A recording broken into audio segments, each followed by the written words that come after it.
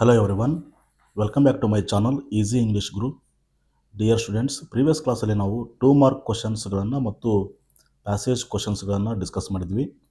ಅದೇ ರೀತಿಯಾಗಿ ಇವತ್ತಿನ ಒಂದು ಕ್ಲಾಸಲ್ಲಿ ಪಾರ್ಟ್ ಡಿಯಲ್ಲಿ ಬರುವಂತಹ ಗ್ರಾಮರ್ ಪಾಯಿಂಟ್ಗಳ ಬಗ್ಗೆ ಇವತ್ತು ನಾವು ಡಿಸ್ಕಸ್ ಮಾಡೋಣ. ಸೊ 31 ಕ್ವಶನಲ್ಲಿ ರೀರೈಟ್ ಆ್ಯಸ್ ಡೈರೆಕ್ಟೆಡ್. ಸೊ ಇಲ್ಲಿ 4 ಕ್ವಶನ್ಸ್ಗಳನ್ನು ಕೊಟ್ಟಿರ್ತಾರೆ. ಸೊ ಅದರಲ್ಲಿ ಫಸ್ಟ್ ಒಂದು ಕ್ವಶನ್ ಏನು ಕೊಟ್ಟಿದ್ದಾರೆ ಅಂತ ಈಗ ನೋಡ್ತಾ ಹೋಗೋಣ. First one, we walked along a long distance blank foot ಅಂತ ಕೊಟ್ಟಿದ್ದಾರೆ. ಹಾಗಾದರೆ ಯೂಸ್ ಪ್ರಾಪರ್ ಪ್ರಿಪೋಸಿಷನ್ಸ್, ಪ್ರಾಪರ್ ಆಗಿರುವಂಥ ಪ್ರಿಪೋಸಿಷನನ್ನು ಯೂಸ್ ಮಾಡಬೇಕಿಲ್ಲಿ. ಸೊ ಫಸ್ಟ್ ಒನ್ ಏನಪ್ಪ ಅಂತಂದರೆ ಇಲ್ಲೇ ಟ್ರಾನ್ಸ್ಪೋರ್ಟೇಷನ್ ಅಥವಾ ಬಸ್, ಕಾರು, ಟ್ರೈನು ಈ ರೀತಿಯಾಗಿ ಏನಾದರೂ ಇಲ್ಲೇ ಬಂದಿತ್ತು ಅಂತಂದರೆ ನಾವು ಬೈಯನ್ನು ಬರಿಬೋದಿತ್ತು. ಬಟ್ ಇಲ್ಲೇ ಫೂಟ್ ಅಂತ ಕೊಟ್ಟಿದ್ದಾರೆ. ಸೊ ಹೀಗಾಗಿ ನಾವು ಈ ಒಂದು ಗ್ರಾಮರ್ ಪಾಯಿಂಟಲ್ಲಿ ಸರಿಯಾದ ಪ್ರಿಪೋಸಿಷನ್ ಯಾವುದಾಗುತ್ತೆ ಅಂತಂದರೆ ಆನ್ ಅಂತ ಆಗುತ್ತೆ. ಸೊ ಹೀಗಾಗಿ we walked along a long distance on foot ಅಂತ ಬರೆದ್ರೆ ಸರಿಯಾಗುತ್ತೆ. ಓಕೆ. ಸೊ ನೆಕ್ಸ್ಟ್ ಒಂದು question, rearrange the segments into a meaningful sentence. So ಹಾಗಾದ್ರಲ್ಲಿ ಜಂಬಲ್ ಸೆಗ್ಮೆಂಟ್ಸ್ಗಳನ್ನು ಕೊಟ್ಟಿದ್ದಾರೆ. ಅದನ್ನು ನಾವು ಸರಿಯಾದ ರೀತಿಯಲ್ಲಿ ಜೋಡಿಸಿ ಬರೆದ್ರೆ ನಾವು ಈಸಿಯಾಗಿ 1 ಮಾರ್ಕನ್ನು ಇಲ್ಲಿ ತೆಗೆದುಕೊಳ್ಬೋದು. ಸೊ ಹಾಗಾದರೆ ಫಸ್ಟ್ ಒನ್ ಎಸ್ ವಿ ಓ, ಸಬ್ಜೆಕ್ಟ್ ವರ್ಬ್ ಆಬ್ಜೆಕ್ಟ್. ಸೊ ಈ ರೀತಿಯಾಗಿ ನಾವು ಜೋಡಿಸ್ಬೇಕಾಗುತ್ತೆ. ಹಾಗಾದರೆ ಇಲ್ಲೇ subject I called. So I ಅನ್ನೋದು ಸಬ್ಜೆಕ್ಟ್ ಆ್ಯಂಡ್ ದೆನ್ ಕಾಲ್ಡ್ ಅಂತ ಅನ್ನೋದು ವರ್ಬ್. ಸೊ ಐ ಕಾಲ್ಡ್ ಅನ್ನೋದನ್ನು ಮೊದಲಿಗೆ ತಗೋಬೇಕು. ಅದಾದ ನಂತರ ಮೈ ಡಾಟರ್ ಇನ್. ಸೊ ಇದು ಎರಡನೇ point. I called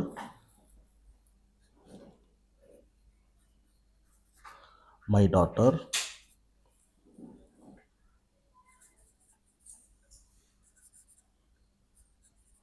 in and shut the door, the third one, and shut the door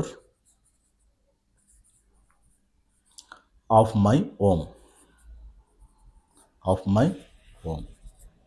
so ಇದು fourth one point. Okay, so first one, I called my daughter in and shut the door of my home.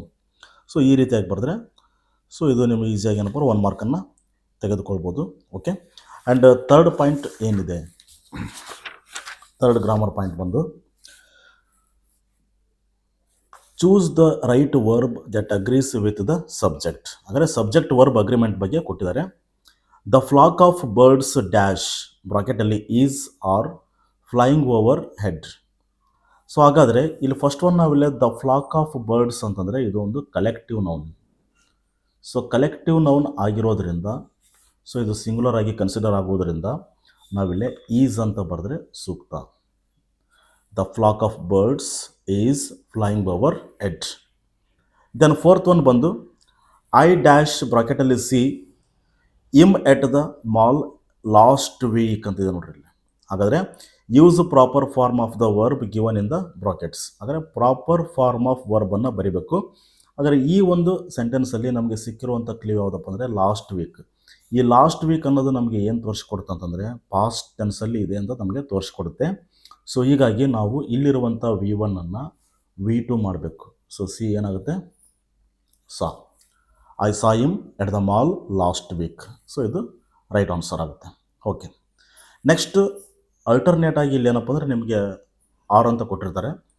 ಒಂದು ಇವನ್ನ 4 ಬರೀಬೇಕು, ಒಂದು ಇಲ್ಲಾಂದರೆ ಇಲ್ಲಿರುವಂಥ linkers that means ಕಂಜಂಕ್ಷನ್ಸನ್ನು ನೀವು ಬರೀಬೇಕು ಒಂದು.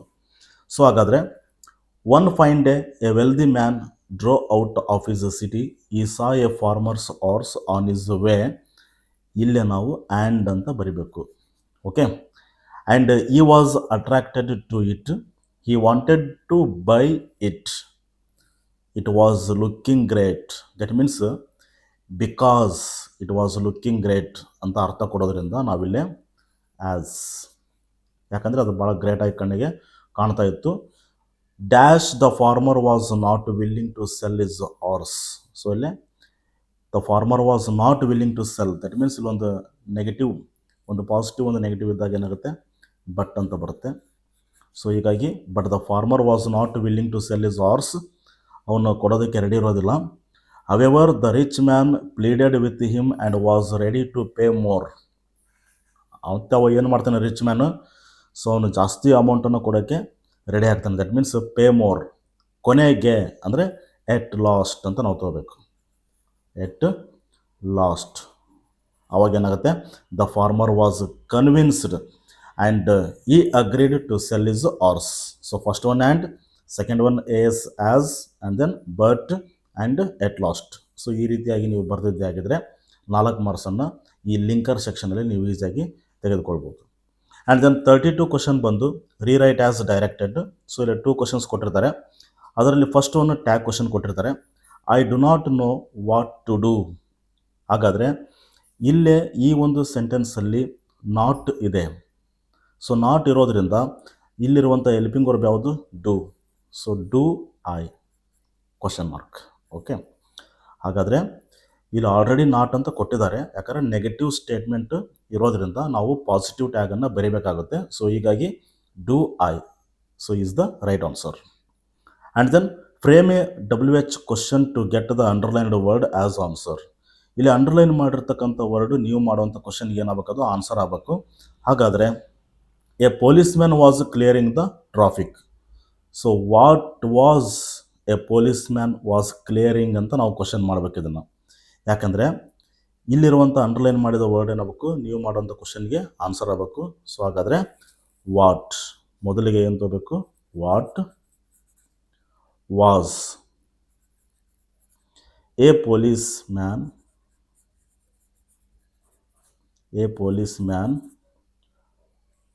what was a policeman clearing question mark. he was clearing the traffic ಅಂತ ಆನ್ಸರ್ ನಮಗೆ ಈ ಕ್ವಶನ್ಗೆ ಸಿಗುತ್ತೆ. What was a policeman clearing. Yes. And then alternative ಆಗಿ ಇಲ್ಲೊಂದು ಆರ್ ಅಂತ ಇದೆ. ಸೊ ಒಂದು ಇವು ಎರಡು ಬರೀಬೇಕು, ಇಲ್ಲ ಅಂತಂದರೆ ಇಲ್ಲಿರುವಂಥ 2 ಗ್ರಾಮರ್ ಪಾಯಿಂಟನ್ನು ಬರೀಬೇಕಾಗುತ್ತೆ. ಹಾಗಾದರೆ ಏನು ಕೊಟ್ಟಿದ್ದಾರೆ, ಸೊ ಬಿ ಸೆಕ್ಷನಲ್ಲಿ rectify the errors in the following sentences and rewrite them. So ಈ ಸೆಂಟೆನ್ಸಲ್ಲಿರುವಂಥ ಎರರ್ಸನ್ನು ಕಂಡುಹಿಡಿದು ಅದನ್ನು ಸರಿಯಾದ ರೀತಿಯಲ್ಲಿ ಬರಿಬೇಕು. ಓಕೆನಾ. First one children likes sweets ಅಂತ ಕೊಟ್ಟಿದ್ದಾರೆ. ಆದರೆ ಇಲ್ಲಿ ಏನು ಎರರ್ ಇದೆ ಅಂತಂದರೆ ಲೈಕ್ಸ್ ಅಂತಿದೆಯಲ್ಲ, ಇದು ಎರರ್. ಯಾಕೆ ಇದು ತಪ್ಪಾಗುತ್ತೆಪ್ಪ ಅಂತಂದರೆ, ನಾವು ಸಿಂಪಲ್ ಪ್ರೆಸೆಂಟ್ ಟೆನ್ಸಲ್ಲಿ ಎಸ್ ಇ ಎಸ್ ಅನ್ನು ಬರಿತೀವಿ ವರ್ಬ್ಗಳಿಗೆ. ಸೊ ಯಾವಾಗ ಬರಿತೀವಪ್ಪ ಅಂತಂದರೆ ಸಬ್ಜೆಕ್ಟು ಸಿಂಗುಲರ್ ಆಗಿದ್ದಾಗ ನಾವು ವರ್ಬ್ಗೆ ಎಸ್ ಅಥವಾ ಇ ಎಸ್ ಅನ್ನು ಬರಿಬೇಕಾಗುತ್ತೆ. ಓಕೆ, ಎಸ್ ಅಥವಾ ಇ ಎಸ್ ಅನ್ನು ಬರಿಬೇಕಾಗುತ್ತೆ. ಯಾವಾಗ ಸಿಂಪಲ್ ಪ್ರೆಸೆಂಟ್ ಟೆನ್ಸಲ್ಲಿ ಸಬ್ಜೆಕ್ಟು ಸಿಂಗುಲರ್ ಇದ್ದಾಗ. ಓಕೆ, ಬಟ್ ಪ್ಲೂರಲ್ ಇದ್ದಾಗ ನಾವು ಎಸ್ ಇ ಎಸ್ ಅನ್ನು ಬರೆಯೋದಿಲ್ಲ. ಬಿಕಾಸ್ ಇಲ್ಲಿ ಚಿಲ್ಡ್ರನ್ ಅಂತ ಅನ್ನೋದು ಇದು ಪ್ಲೂರಲ್ ಆಗುವುದರಿಂದ ನಾವು ಇಲ್ಲೇ ಲೈಕ್ ಅಂತ ಬರಿಬೇಕಾಗುತ್ತೆ. Children like sweets.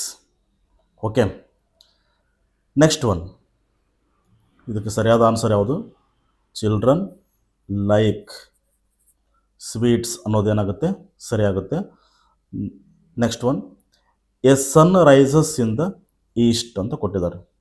ಹಾಗಾದರೆ ಇಲ್ಲಿ ನೀವು ನೋಟ್ ಮಾಡ್ಬೋದು, ಸನ್ ಅನ್ನೋದು ಇದೊಂದು ಯೂನಿಕ್ ಥಿಂಗ್ ಆಗಿರೋದರಿಂದ ನಾವಿಲ್ಲಿ ಡೆಫಿನಿಟ್ ಆರ್ಟಿಕಲ್ ನ ಬರಿಬೇಕಾಗುತ್ತೆ. ಸೊ ಹೀಗಾಗಿ ದ ಸನ್ ಅಂತ ಬರಿಬೇಕು. The sun rises in the east, ಇದು ಸರಿಯಾಗುತ್ತೆ. ಯಾಕಂದರೆ ಡೆಫಿನಿಟ್ ಆರ್ಟಿಕಲ್ ದ ಇದೆ, the moon, the sun, the star.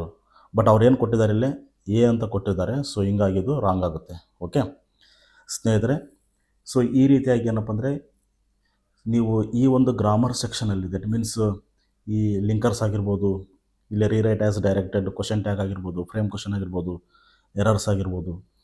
So ಇದು ಇದೇ ರೀತಿಯಾಗಿ ನೀವೇನಾದರೂ ಇಲ್ಲೇ ಸೊ ಆನ್ಸರ್ಸನ್ನು ಕರೆಕ್ಟಾಗಿ ಬರೆದಿದ್ದೇ ಆಗಿದ್ದರೆ ಸೊ ನೀವೇನಪ್ಪ ಈ ಎಲ್ಲ ಸೆಕ್ಷನಲ್ಲಿ ನೀವು ಖಂಡಿತವಾಗಿ ಮಾರ್ಕ್ಸನ್ನು ತೆಗೆದುಕೊಳ್ಬೋದು. Okay, thank you for watching.